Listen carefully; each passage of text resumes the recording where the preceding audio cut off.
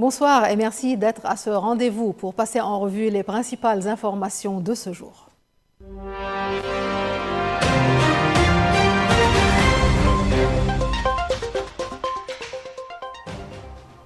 Le dossier sensible de la restriction des armes et de la sécurité au Liban Sud revient au centre de l'actualité. Entre les préparatifs du plan de déploiement de l'armée au nord du Litani et une visite décisive du commandant de l'armée à Washington, la tenue du Conseil des ministres à Abda, les enjeux sont à la fois sécuritaires, politiques et diplomatiques. Un dossier suivi de près par la communauté internationale alors que les appels au renforcement de l'armée libanaise se multiplient. Le dossier de la sécurité au sud du Liban entre dans une phase décisive. L'attention se portera sur la deuxième étape du plan de restriction des armes au nord du Litani, parallèlement à une intense activité diplomatique en soutien à l'armée libanaise. Au Conseil des ministres réunis au palais présidentiel de Abda, le commandant de l'armée, le général Rodolphe Haikal, expose la feuille de route de l'armée libanaise pour son déploiement et ses opérations dans les zones situées au nord du Litani. Cette réunion intervient à la veille d'une visite cruciale du général Haikal à Washington début février, destinée à obtenir un soutien logistique, politique et financier pour l'institution militaire.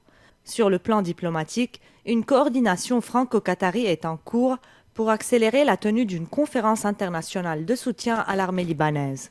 Un dossier suivi de près par les partenaires internationaux, alors que le Liban cherche à rétablir la sécurité, éviter toute escalade et renforcer son autorité sur l'ensemble de son territoire.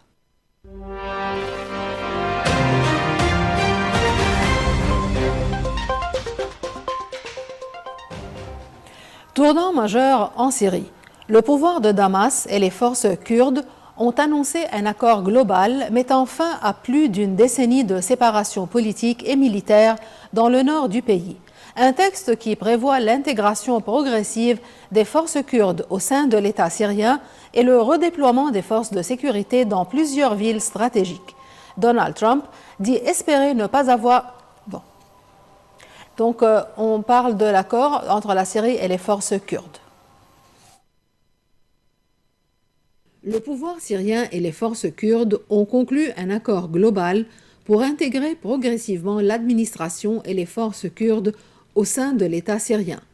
Selon le texte, les forces de sécurité de Damas vont se déployer dans les villes de Hasakeh et Qamishli, bastions kurdes du nord-est. Les combattants kurdes, eux, resteront groupés au sein de 3 brigades intégrées à l'armée syrienne. L'accord a été annoncé par les forces démocratiques syriennes dominées par les Kurdes, puis confirmé par la télévision officielle syrienne.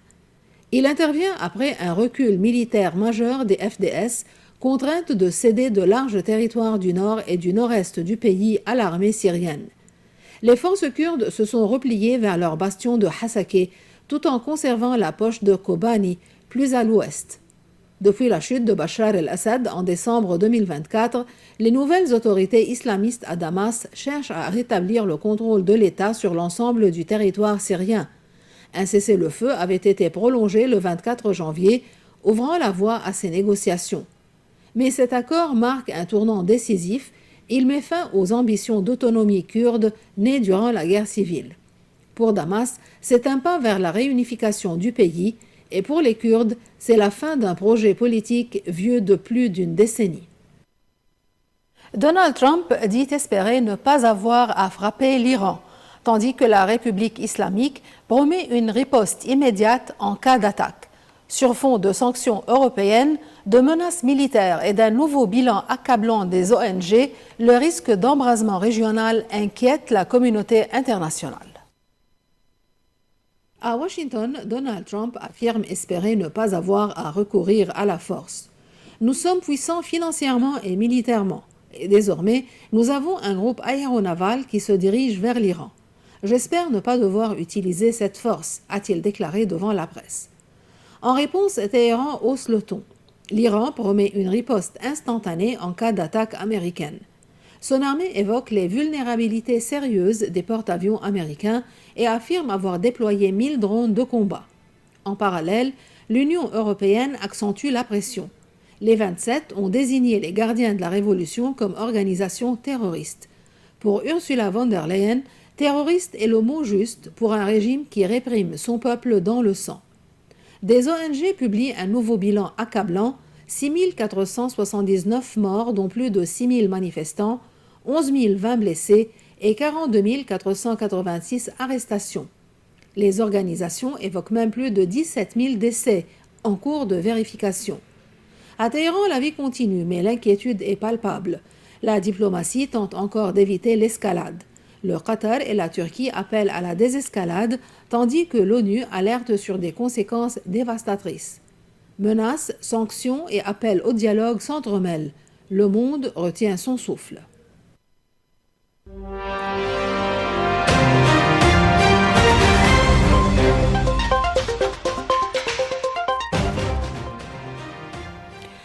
Le froid fait des siennes aux États-Unis.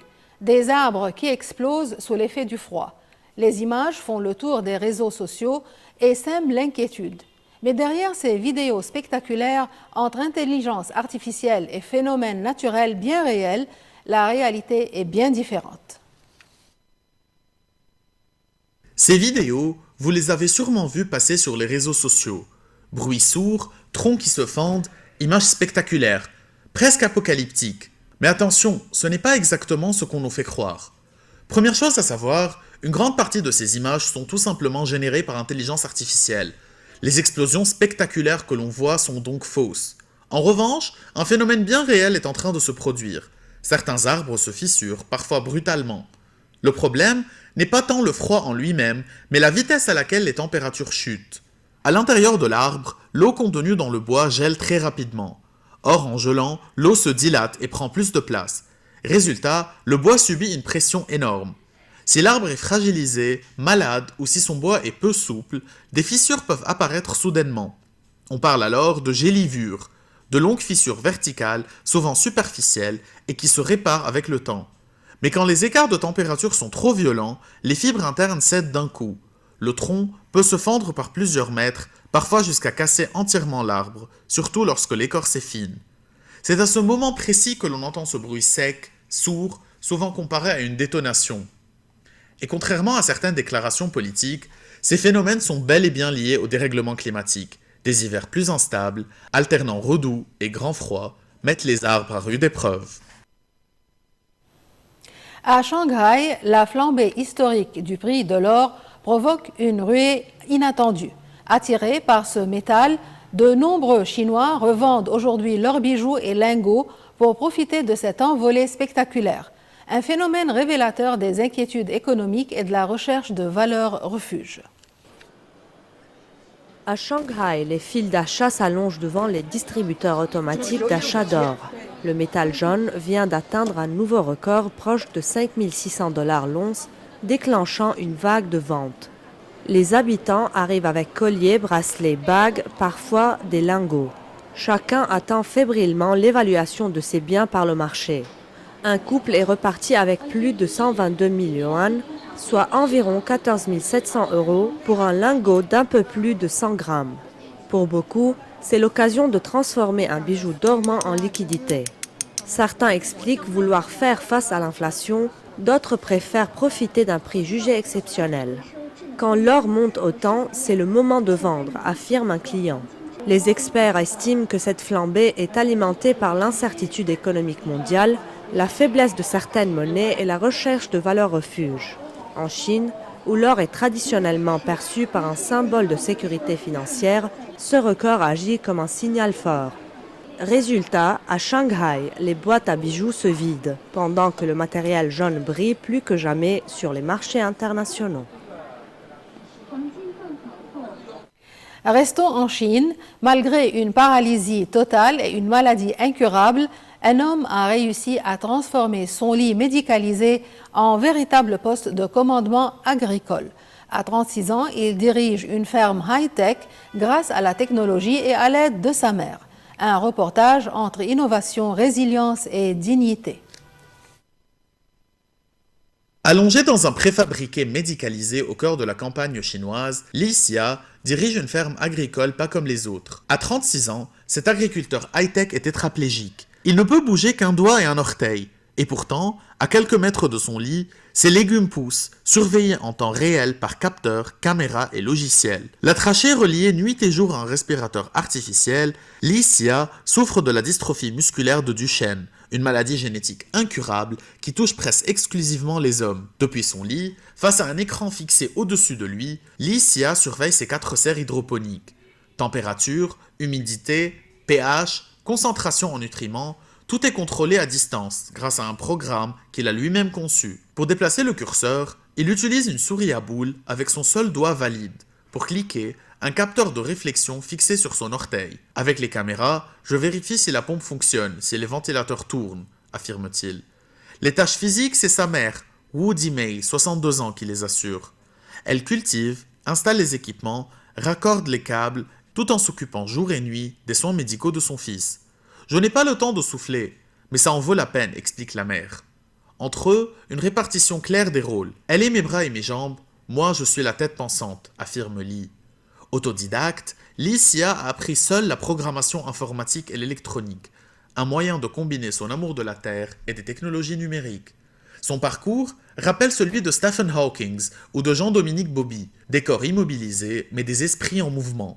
Une leçon de résilience, de science et de dignité, où la technologie devient un outil d'émancipation. Et enfin, une note musicale. L'Afrobeats séduit le monde entier. À Lagos, des musiciens français et nigériens ont uni leurs talents pour créer des chansons destinées au marché international.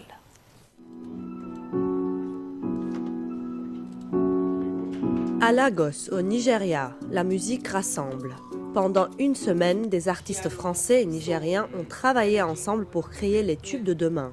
Dans les studios du label Maven Records, beatmakers, chanteurs et compositeurs ont uni leurs talents. Objectif, mélanger les sonorités françaises avec l'Afrobeats, un style nigérien aujourd'hui très populaire dans le monde. Pour les artistes français, le Nigeria est une grande source d'inspiration. Il y a une grosse influence nigérienne dans la musique dans le monde. Et je pense que ça peut être vraiment intéressant pour les artistes de venir au Nigeria justement pour prendre ses inspirations et ses influences.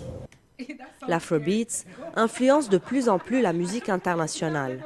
Dans le studio, les échanges sont nombreux. Les artistes composent, chantent et partagent leurs idées. La chanteuse nigérienne Orla découvre de nouvelles façons de créer. De son côté, la chanteuse française Shannon apporte son style, le chata, plus rythmé et plus énergétique. L'afrobeat, c'est quelque chose d'assez... C'est rythmé, mais c'est quand même assez doux dans la façon de le chanter. Alors, le chata, en tout cas le mien, c'est assez agressif, en fait. C'est très dans le débit, donc c'est l'opposé et c'est des contrastes, c'est les opposés qui s'attirent, en fait. Ça se fond, ça se mélange à merveille. Les deux univers se mélangent naturellement. Ce projet vise à créer des chansons originales avec un potentiel international. Dans la façon de composer, ce que moi j'ai trouvé intéressant et ce qui diffère avec comment nous procédons en France, c'est en fait la manière dont les gens vont être animés par un morceau. En fait. Les gens vont beaucoup plus se laisser aller au bout de leurs idées, contrairement en France où il faut vraiment qu'il y ait par exemple une prod aboutie en fait, pour commencer à top-liner, etc. Mais certains artistes rappellent aussi les difficultés du secteur musical nigérien, notamment le manque de moyens pour aider les jeunes talents. À Lagos, malgré les défis, la création est bien là. Et ces collaborations pourraient bien donner naissance aux prochains succès mondiaux.